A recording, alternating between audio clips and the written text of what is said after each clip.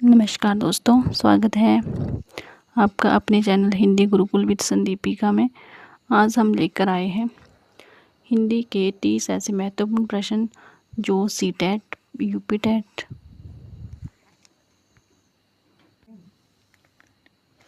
और एचपीटेट, TGT, PGT और इत्यादि अन्य प्रतियोगी परीक्षाओं के लिए बार बार पूछे जाते हैं। वीडियो के अंत तक ज़रूर देखें और कमेंट में बताइए कि आपका स्कोर 30 में से कितना रहा। तो चलिए शुरू करते हैं। सिद्ध साहित्य का प्रमुख संबंध किस धर्म से है? तो आप लोग भी बताने की कोशिश करो कि क्या हो सकता है इसका आंसर। तो ऑप्शन नंबर वी, बौद्ध धर्म। सिद्ध साहित्य का जो संबंध है वो डायरेक्टली जो है बौद्ध धर्म से है। ठीक है, जैन धर्म बाद में, शैव धर्म बाद में, वैष्णव धर्म बाद में, बट जो बौद्ध धर्म है वो पहले आया हुआ है। नेक्स्ट है, नाथ संप्रदाय के प्रवर्तक किसे माना जाता है? तो सिद्धों के बाद कौन आए? नाथ आए। नाथों की संख्या कितनी है? 9 है। सिद्धों की संख्या कितनी है? 84 है। तो नाथ संप्रदाय के प्रवर्तक कौन है? तो वो हैं मत्स्येंद्र नाथ जी। ठीक है, गोरखनाथ भी उनमें प्रमुख स्थान रखते हैं। ठीक है, बट जो मत्स्येंद्र नाथ थे वो मत्स्येंद्र नाथ वो गोरखनाथ के गुरु थे। ठीक है, तो कबीर नामदेव बाद में आए, बट जो मत्स्येंद्र नाथ हैं वो ही नाथ संप्रदाय के प्रवर्तक माने जाते हैं। नेक्स्ट है, पृथ्वीराज रासो के रचयिता कौन है? पृथ्वीराज रासो के रचयिता हैं चंद्रवरदाई। ठीक है, तो इसका आंसर होगा चंद्रवरदाई। पृथ्वीराज रासो के जो रचनाकार हैं वो चंद्रवरदाई हैं। और ये किसके बारे में लिखी गई? कौन से राजा के बारे में? तो पृथ्वीराज चौहान के बारे में लिखी गई है। जगनिक की कौन सी है? जगनिक की कौन सी है? तो ये आप बताओगे कमेंट बॉक्स में। नरपति नल्ला और विद्यापति की कौन सी है इम्पोर्टेंट रचनाएं? वो भी आप कमेंट बॉक्स में बताना। नेक्स्ट है, बीजक किसकी रचना है? बीजक किसकी रचना है? तो हमारे भक्ति काल के प्रमुख कवि हुए हैं कबीरदास जी, उन्हीं की रचना है ये बीजक। नेक्स्ट है, रामचरितमानस के रचयिता कौन है? रामचरितमानस के रचयिता जो है वो तुलसीदास हैं। रामचरितमानस जो है वो अवधी भाषा में लिखा गया है और तुलसीदास जी का ये प्रमुख ग्रंथ है। ठीक है, रामचरितमानस जो है वो तुलसीदास का बहुत ही मोस्ट इम्पोर्टेंट जो है वो ग्रंथ है। और ये बहुत सारे एग्ज़ाम्स में इस तरह के क्वेश्चंस जो है वो आते हैं, तो आप लोगों ने वीडियो को ध्यान में रख के देखना है। नेक्स्ट है, सूरसागर के रचयिता कौन है? तो सूरसागर के रचयिता कौन है? सूरदास जी। ठीक है, सूर सरावली, साहित्य लहरी, वो भी उनकी ही प्रमुख रचनाएं हैं। किसकी? सूरदास जी की। नेक्स्ट है, पद्मावत के रचयिता कौन है? किसने लिखी है पद्मावत? वो लिखी है मलिक मोहम्मद जायसी ने। ठीक है, पद्मावत जो है मलिक मोहम्मद जायसी का प्रमुख ग्रंथ जो है वो माना गया है। नेक्स्ट है, रीति काल के सर्वश्रेष्ठ मुक्तक कवि कौन है? रीति काल के मुक्तक कवि कौन है? सर्वश्रेष्ठ मुक्तक कवि, इसका आंसर होगा बिहारी जी। ठीक है, बिहारी जी जो है वो रीति मुक्तक कवि जो है वो माने गए हैं। नेक्स्ट है, बिहारी सतसई के रचयिता कौन है? नाम से ही आपको क्लियर हो गया होगा, तो बिहारी जी हैं। नेक्स्ट है, आधुनिक हिंदी साहित्य के जनक किसे कहा जाता है? आधुनिक हिंदी के जनक प्रवर्तक किसे कहा जाता है? भारतेंदु हरिश्चंद्र जी को। ठीक है, तो आधुनिक काल की शुरुआत ही उनसे हुई है, तो आधुनिक हिंदी साहित्य का जनक भी उन्हीं को ही कहा जाता है। नेक्स्ट है, गोदान के लेखक कौन है? गोदान है क्या ये? गोदान जो है वो उपन्यास है। ठीक है, क्या है ये? उपन्यास है।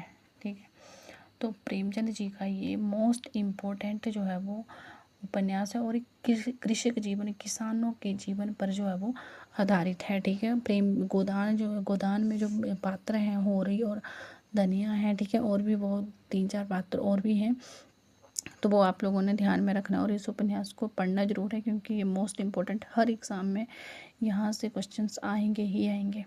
नेक्स्ट है कामायनी की रचयिता कौन है, मोस्ट इम्पोर्टेंट क्वेश्चंस। तो इसका आंसर होगा जयशंकर प्रसाद। तो कामायनी के टोटल कितने सर्ग हैं, 15 सर्ग हैं। फर्स्ट कौन सा है, तो आप लोग ये मुझे बताना। ठीक है, अगर डिटेल में पढ़ना है तो। नेक्स्ट है साकेत के रचयिता कौन है। साकेत के रचयिता हैं मैथिली शरण गुप्त। ठीक है, साकेत इनके द्वारा लिखा गया है। नेक्स्ट है ऋषिमृति के रचयिता कौन है। ऋषिमृति, तो किसकी ये रचना है ऋषिमृति, तो ये है रामधारी सिंह दिनकर की ऋषिमृति। नेक्स्ट है छायावाद के 4 स्तंभों में कौन शामिल नहीं है। तो छायावाद के 4 स्तंभ हैं कौन, जयशंकर प्रसाद जी हैं। ठीक है, महादेवी वर्मा जी हैं, सुमित्रा नंदन पंत हैं, और नेक्स्ट और कौन है, तो अघे जी हैं। ठीक है, अघे भी जो है वो क्या है, ये भी छायावाद के ही 4 स्तंभों में शामिल हैं, परंतु जो प्रेमचंद जी हैं वो इसमें नहीं आते हैं। नेक्स्ट होगा हिंदी पढ़ने वाला में स्वर कितने माने जाते हैं। कितनी है स्वरों की संख्या, तो वो है 11, और 33 क्या है, व्यंजन। ठीक है, 33 व्यंजन हैं। नेक्स्ट है अ प्लस आ से कौन सी संधि बनती है। अ प्लस आ के सहयोग से कौन सी संधि बनती है, तो इसका आंसर होगा दीर्घ संधि। ठीक है, जहाँ पे अ प्लस आ दोनों ही जुड़े होंगे तो वहाँ पे कौन सी संधि बनेगी, दीर्घ संधि। राजपुत्र में कौन सा समास है, कौन सा समास हो सकता है इसमें, तो इसमें होगा तत्पुरुष। ठीक है, राजा का पुत्र। ठीक है, तो ये होगा इसमें तत्पुरुष। नेक्स्ट है जलज का अर्थ क्या है, जलज। तो जलज का अर्थ क्या हो जाएगा, जल में जन्मा। ठीक है, जलज का अर्थ है जल में जन्मा। नेक्स्ट है कमल का पर्यायवाची क्या है। कमल का पर्यायवाची क्या होगा, पंकज। ठीक है, ना अचल होगा और ना ही अंबर होगा, ये किसके, आकाश के हैं, और ना तरु होगा, तरु किसका है, वृक्ष का। नेक्स्ट है अंधकार का विलोम शब्द क्या होगा। तो अंधकार का मोस्टली पता ही होता है, प्रकाश होता है। ठीक है, अंधेरा और रोशनी, और छाया संध्या किरण तो नहीं हो पाएगा इसका। नेक्स्ट है नाक काटना मुहावरे का अर्थ क्या है।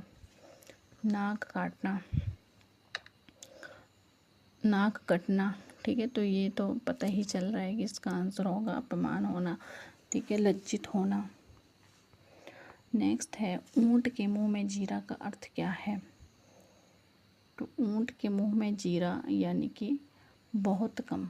ठीक है, बहुत कम, ये क्या है, ऊंट के मुंह में जीरा मुहावरा है। ठीक है, जो कभी न मरे के लिए एक शब्द क्या होगा, जो कभी नहीं मरे, तो वो क्या कहलाएगा, वो कहलाएगा अमर। नेक्स्ट है नर का स्त्रीलिंग क्या होगा, नर का होगा नारी। नेक्स्ट है कवि किस प्रकार की संज्ञा है। कवि, तो कवि जो है वो जातिवाचक संज्ञा है। ठीक है, कवि जो है वो किसकी बोध करवा रही है, जाति का बोध कर, जैसे डॉक्टर है। ठीक है, तो वो कोई डेंटल डॉक्टर नहीं बोला हुआ है, अगर डेंटल बोला होता तो वो कौन सी संज्ञा होती है, वो व्यक्तिवाचक होती, क्योंकि वो किसी व्यक्ति विशेष में आ जाता है। बट जब बोला है कि जातिवाचक, तो किसी जाति का बोध करा रहा है, कवि क्या है हमारा, तो ये होगा जातिवाचक। ठीक है, डॉक्टर भी क्या है, जातिवाचक है। ठीक है, नेक्स्ट है राम ने फल कहे में न क्या है, क्या हो सकता है ये, कर्ता ने कर्म को करण से, तो किस चीज़ का बोध हो रहा है, कि हमें कारक चिन्हों का बोध हो रहा है कि कर्ता ने कर्म को करण से संप्रदान के लिए अपदान से जुदाई अधिकरण में या पर ऐसे सारा ही, ठीक है। तो कारक जो है वो टोटल कितने हैं, 8 हैं। और ये जो है वो फर्स्ट कर्ता ने कर्म को, तो ये जो है वो कारक चिन्ह का ही उदाहरण है, ठीक है। नेक्स्ट है, हिंदी की प्रथम कहानी कौन सी है। हिंदी की प्रथम कहानी कौन सी है, तो वो हो जाएगी इंदुमती, ठीक है। नेक्स्ट है, हिंदी साहित्य का प्रथम व्यवस्थित इतिहास किसने लिखा हुआ है। व्यवस्थित, ठीक है, मतलब अच्छी तरह से किसने लिखा हुआ है, अच्छी व्यवस्था की हुई है, तो वो लिखा है आचार्य रामचंद्र शुक्ल ने, जो कि मोस्ट इम्पोर्टेंट है हिंदी साहित्य में। भारती के रचयिता कौन है, मैथिली शरण गुप्त, ठीक है, 1914 में लिखी गई थी और ये मोस्ट इम्पोर्टेंट इनकी रचना रही है, भारत भारती। तो आप लोगों ने मेरी वीडियो को लाइक करना, सब्सक्राइब करना है चैनल को, और वीडियो को शेयर करना है। Thank you.